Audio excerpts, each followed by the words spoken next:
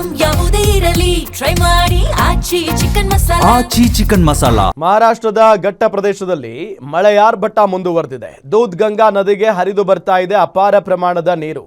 ಕಾರದಗ ಗ್ರಾಮದ ಬಂಗಾಳಿ ಬಾಬಾ ದೇವಸ್ಥಾನಕ್ಕೆ ಜಲ ದಿಗ್ಬಂಧನವನ್ನ ವಿಧಿಸಲಾಗಿದೆ.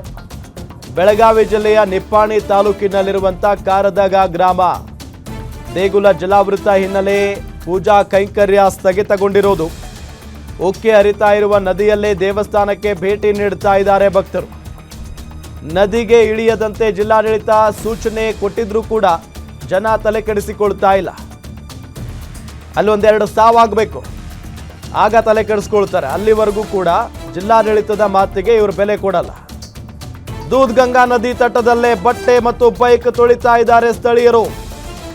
ಅಪಾರ ಪ್ರಮಾಣದಲ್ಲಿ ನೀರು ಹರಿದು ಬರ್ತಾ ಇದೆ. ಯಾರೂ ಕೂಡ ಜನ ಜಾನುವಾರುಗಳನ್ನ ತೆಗೆದುಕೊಂಡು ಹೋಗಬೇಡಿ, ನೀವು ಕೂಡ ನೀರಿಗೆ ಇಳಿಬೇಡಿ ಅಂತ ಹೇಳಿದ್ರು ಕೂಡ ಮಾತು ಕೇಳಲ್ಲ ಜನ. ಮಹಾರಾಷ್ಟ್ರದ ಘಟ್ಟ ಪ್ರದೇಶದಲ್ಲಿ ನಿರಂತರವಾಗಿ ಮಳೆ ಬರ್ತಾನೆ ಇದೆ. ಇದರಿಂದ ದೂದ್ ಗಂಗಾ ನದಿಗೆ ಅಪಾರ ಪ್ರಮಾಣದ ನೀರು ಹರಿದು ಬರ್ತಾ ಇರೋದು. ಕಾರದಗ ಗ್ರಾಮದ ಬಂಗಾಳಿ ಬಾಬಾ ದೇವಸ್ಥಾನಕ್ಕೆ ಜಲ ದಿಗ್ಬಂಧನ ವಿಧಿಸಿದೆ ನೋಡಿ. ಸೊ ಬೆಳಗಾವಿ ಜಿಲ್ಲೆಯ ನಿಪ್ಪಾಣಿ ತಾಲೂಕಿನಲ್ಲಿರುವಂಥ ಕಾರದಗ ಗ್ರಾಮ ದೇಗುಲ ಜಲಾವೃತವಾದಂಥ ಹಿನ್ನೆಲೆ ಪೂಜಾ ಕೈಂಕರ್ಯ ಸ್ಥಗಿತಗೊಂಡಿದೆ. ಈಗ ಉಕ್ಕಿ ಹರಿತಾ ಇರುವ ನದಿಯಲ್ಲಿ ದೇವಸ್ಥಾನಕ್ಕೆ ಭೇಟಿ ನೀಡ್ತಾ ಇದ್ದಾರೆ ಭಕ್ತರು. ನೋಡಿ ಅಲ್ಲಿ ಅವ್ರ ದೃಶ್ಯದಲ್ಲಿ ನಿಮಗೆ ತೋರಿಸ್ತಾ ಇದ್ದೀವಿ. ನೀರು ಬರ್ತಾನೆ ಇದೆ. ಅದೇ ನೀರಲ್ಲಿ ಇವರು ದೇವಸ್ಥಾನಕ್ಕೆ ಹೋಗ್ತಾ ಇದ್ದಾರೆ.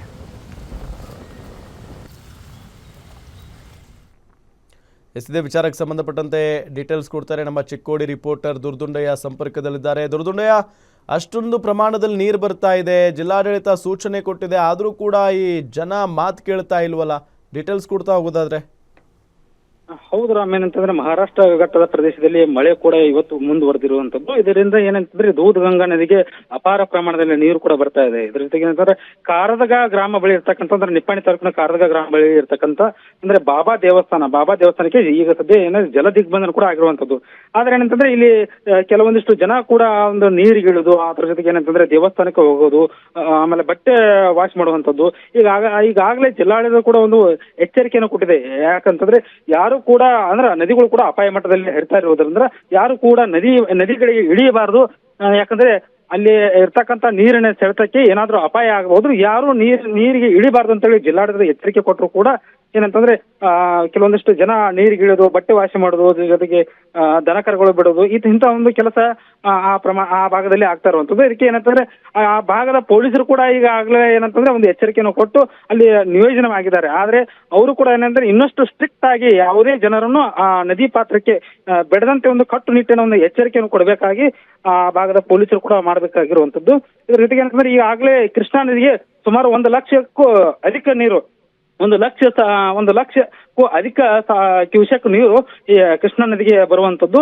ಈಗಾಗಲೇ ಜಿಲ್ಲಾಡಳಿತ ಬೆಳಗಾವಿ ಜಿಲ್ಲೆಗೆ ಒಂದು ಕೃಷ್ಣಾ ನದಿ ಆಗಿರ್ಬೋದು, ಘಟಪ್ರಭಾ ನದಿ ಭಾಗಕ್ಕೆ ಆಗಿರ್ಬೋದು ಒಂದು ಕಟ್ಟುನಿಟ್ಟಿನ ಎಚ್ಚರಿಕೆಯನ್ನು ಕೂಡ ನೀಡಿರುವಂತದ್ದು. ರಾಮ್, ಓಕೆ, ಥ್ಯಾಂಕ್ ಯು ತಮ್ಮೆಲ್ಲ ಮಾಹಿತಿಗಾಗಿ.